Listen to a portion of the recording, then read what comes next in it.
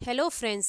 आज की कहानी है चार लड़कियों के बारे में जो अपने हॉस्टल के रूम में आत्माओं को बुलाती हैं। फिर उसके बाद उनका क्या होता है ये आज इस कहानी में जानते हैं। हर वक्त हमारे हॉस्टल के रूम में अजीबोगरीब घटनाएं होती रहती हैं। दिल करता है कि हॉस्टल को ही छोड़ दें, पर हमारे इंस्टीट्यूट और कॉलेज के पास दूसरी कोई इतनी अच्छी हॉस्टल की सुविधा है ही नहीं। इसलिए हम यहीं इस कॉलेज और इस हॉस्टल में रहने के लिए मजबूर हैं। असल में कहूँ तो इन सब की जिम्मेदार हम खुद चारों सहेलियां ही हैं।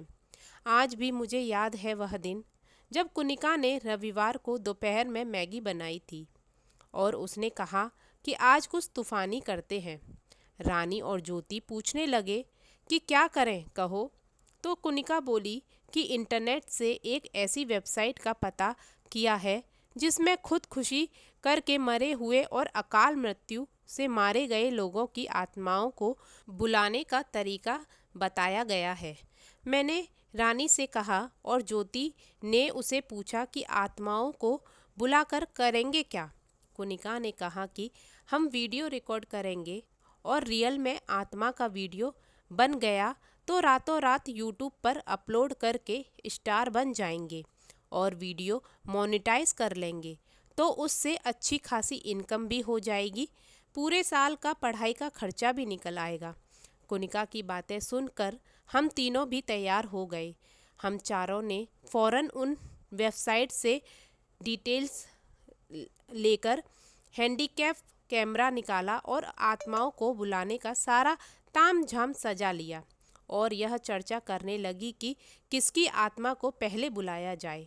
हम चारों सहेलियां बॉलीवुड और टीवी की ज़बरदस्त फैन थीं, तो हमने दिव्या भारती, जिया खान और प्रतीक्षा बनर्जी की आत्माओं को बुलाने का फैसला किया ताकि उनकी मौत का रहस्य दुनिया के सामने उजागर होने पर हमारा वीडियो इंटरनेट पर वायरल हो जाए।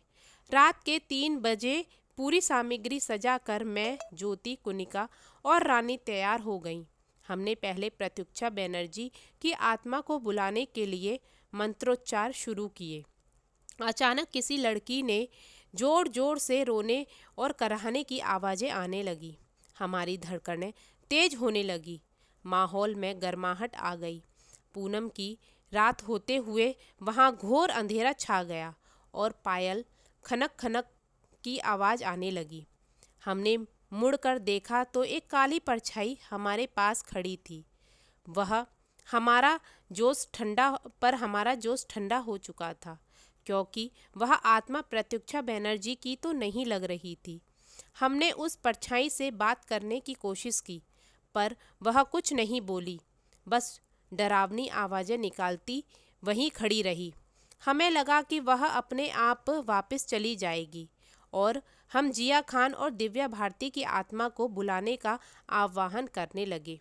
थोड़ी देर वहाँ 3 परछाइयाँ इकट्ठी हो गईं, पर तीनों में से एक की भी मरी हुई एक्ट्रेस जैसी नहीं लग रही थी। हमारा कैमरा अब भी चल रहा था।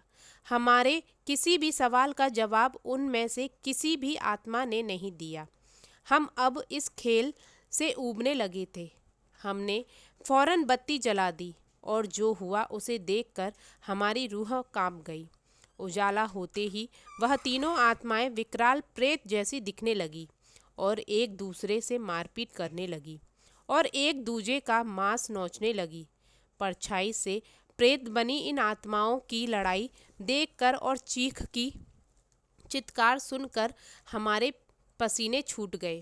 अब 3 में से 2 प्रेत आत्माएं अपने आप जा चुकी थी, पर सबसे पहले आई आत्मा नहीं जा रही थी।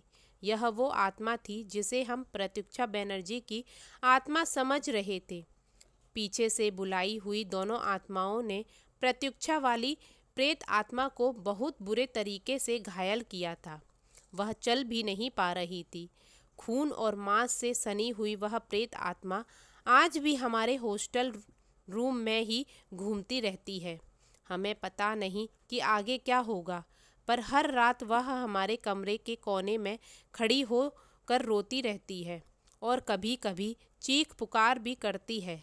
हमें समझ नहीं आ रहा है कि हम इस आत्मा को वापस कैसे भेजें।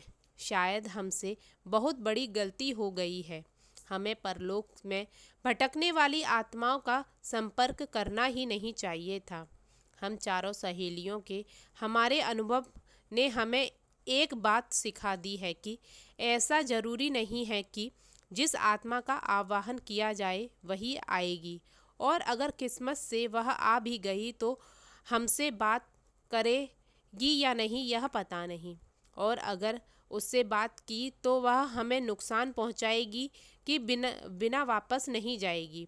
इसलिए लोगों से हम यही कहना चाहते हैं कि इस खतरनाक में ना पड़े तो ही अच्छा होगा। तो फ्रेंड्स, आज की ये रियल स्टोरी आपको कैसी लगी मुझे कमेंट करके बताइएगा, और मेरे चैनल को सब्सक्राइब करिएगा। प्लीज़ प्लीज़ प्लीज़, आपके सपोर्ट की मुझे बहुत ज़रूरत है। मेरे चैनल को सब्सक्राइब करिएगा। Thank you so much.